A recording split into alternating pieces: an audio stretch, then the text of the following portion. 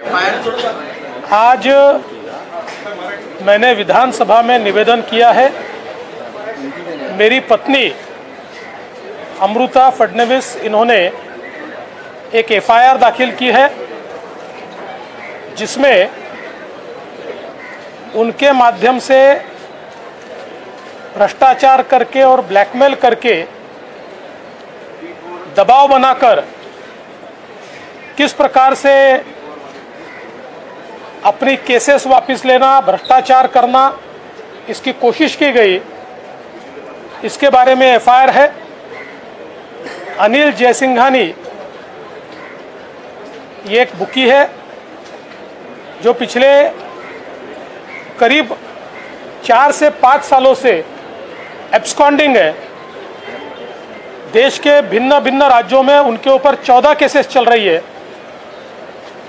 और उनकी बेटी अनिक्षा जो पढ़ी लिखी है और संभ्रांत नज़र आती है, उन्होंने पहले 2015-16 में मेरी पत्नी से संपर्क किया था, बाद में कोई संपर्क नहीं था। और जिस समय महाराष्ट्र में एमवीए की सरकार आई, उसके बाद 2021 से वो वापस मेरी पत्नी के संपर्क में आई।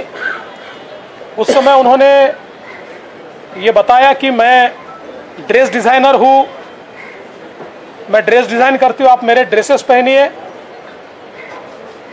मैं आर्टिफिशियल ज्वेलरी का काम करती हूँ।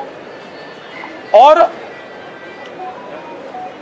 धीरे धीरे मेरे पत्नी का विश्वास संपादित करने की कोशिश की। मेरी माँ गुजर गई है, उस पर मैंने किताब लिखी है, आप उस किताब का विमोचन कीजिए। मैं 50 प्रमुख महिलाओं में आई, मेरा स्वागत कीजिए। ऐसे कई चीज़ें बताकर वो बहुत करीब आई और फिर उसने एक बार ये कहने की कोशिश की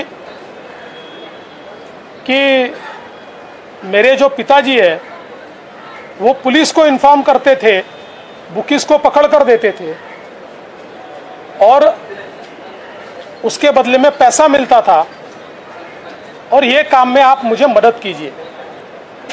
और ये बोलना उसने शुरू किया।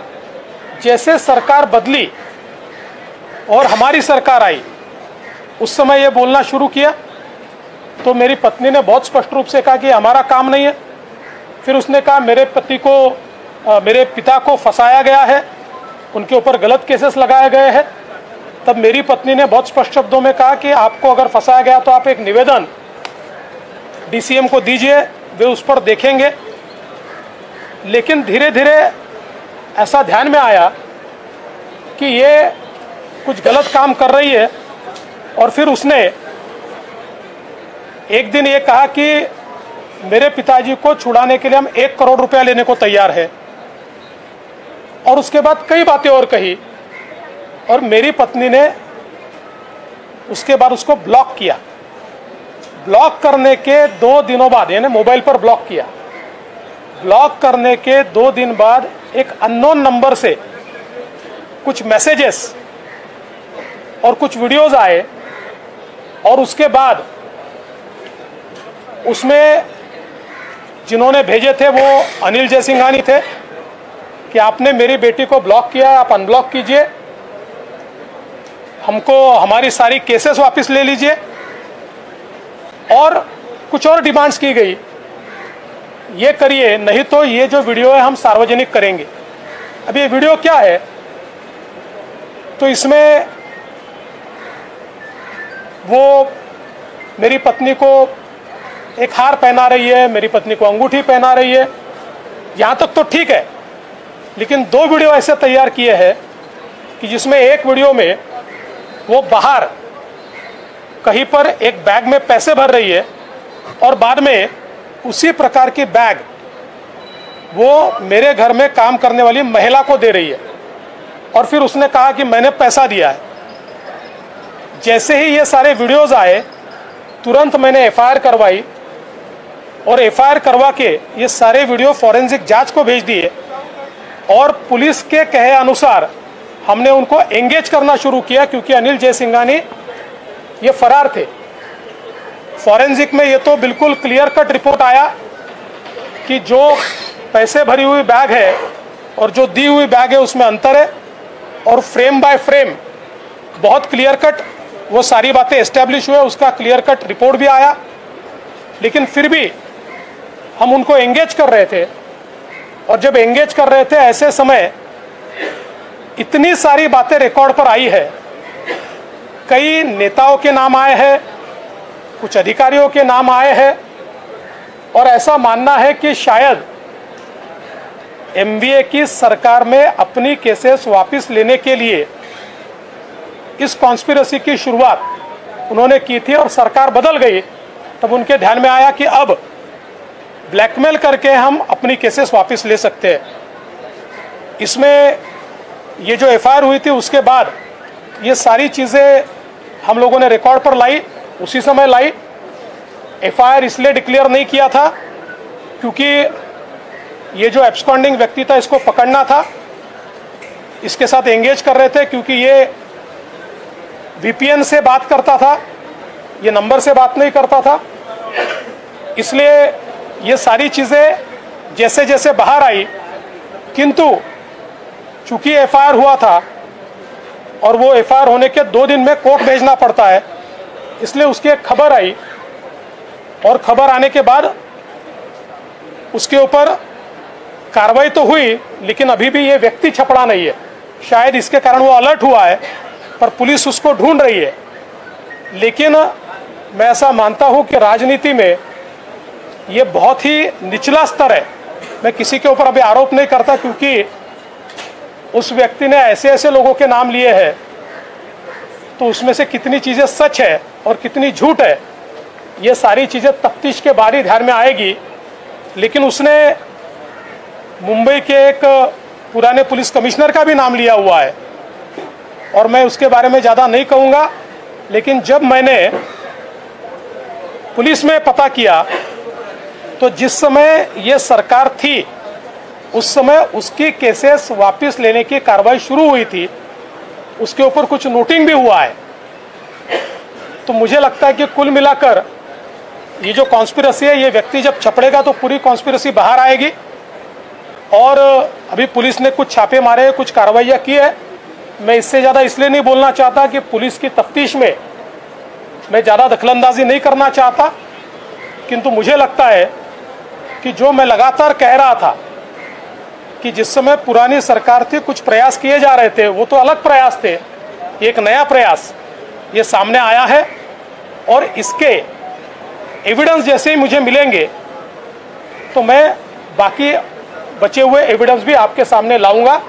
कुछ चीज़ें चार्जशीट के माध्यम से आएगी, तब आपको मिलेगी। मराठीमध्ये मी सभागृहात निवेदन केलेलं आहे।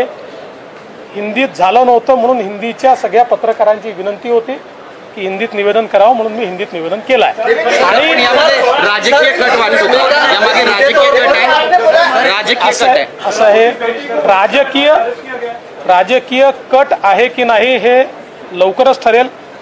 इतक्या वेगवेगळ्या लोकांचे नावं घेतले आहेत, पण एकीकडे प्रायव्हेटली ते सांगतात की यांनी सांगितलं, मग इनडायरेक्टली परत मेसेज पाठवतात की तुम्ही म्हणाल त्याचं नाव घेऊ। याचा अर्थ अशा लोकांवर विश्वास ठेवता येत नाही, आणि म्हणून जोपर्यंत पुरावा हाती येत नाही तोपर्यंत त्या संदर्भात मी बोलणार नाही।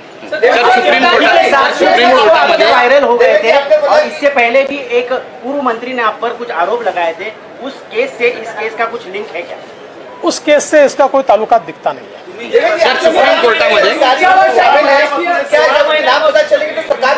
तो देखिए, ऐसा है, उन्होंने कई लोगों के नाम लिए हैं, इसका मतलब वो सच है या नहीं है इसकी तफ्तीश किए बिना तो नहीं किया जा सकता। कल को कोई हमारा नाम ले ले तो थोड़ी हम कोई दोषी होते, इसलिए इसकी तफ्तीश होगी। जो बातें उन्होंने कही है, क्योंकि हम लोग तो एंगेज कर रहे थे, तो एंगेज करने में कुछ बातें उन्होंने मोबाइल पर कही है, कुछ उनकी बेटी ने प्राइवेटली कही है, उसको भी हमने उसी समय पुलिस को बताया है। तो ये पूरी केस डायरी चल रही थी, ये थोड़ा और समय शायद मिल जाता तो ये व्यक्ति भी हाथ में आ जाता। सर कपिल सिब्बल यांनी सुप्रीम कोर्ट नहीं, मुझे अभी उसका अपडेट नहीं। सर कपिल सिब्बल यांनी सुप्रीम कोर्टामध्ये एक युक्तिवाद केला, त्यात ते म्हणाले। देखिए, मैं इसके बारे में इससे ज़्यादा नहीं बोलना चाहता। आप भी इसमें अटकलें मत लगाइए, जल्दी कई चीज़ें बाहर आएगी और चार्जशीट में तो बहुत ज़्यादा चीज़ें आएगी, क्योंकि कुछ फॉरेंसिक रिपोर्ट आए हैं, कुछ आने बाकी है। कैसे वीडियो में पीछे से आवाज़ लगाई गई, ये चीज़ें भी ध्यान में आ रही है, तो ये सारी चीज़ें जल्दी बाहर आएगी। सर बेईमानी एक सवाल ये है, क्या वाकई में सिर्फ केसेस से छुटकारा पाना? विधायक है, कोई पद पर है। आप मुझे लगातार अलग अलग तरीके से वही प्रश्न पूछ रहे हैं। मैं बहुत जिम्मेदार नेता हूँ, इसलिए मैंने किसी का भी नाम लेने से पहले, कोई अपराधी किसी का नाम लेता है इसलिए वो नाम मैं यहाँ पर लूँ, ये गलत बात होगी। हाँ, उसमें अगर कोई भी सुराग मिलेगा तो नाम मैं पक्का लूँगा। नवनवीन आणि ताज्या घडामोडींसाठी महाराष्ट्र जनभूमी न्यूजला सबस्क्राईब करा, त्याचबरोबर बेल आयकॉनवर क्लिक करा आणि मिळवा आमच्या बातम्यांचे नोटिफिकेशन्स।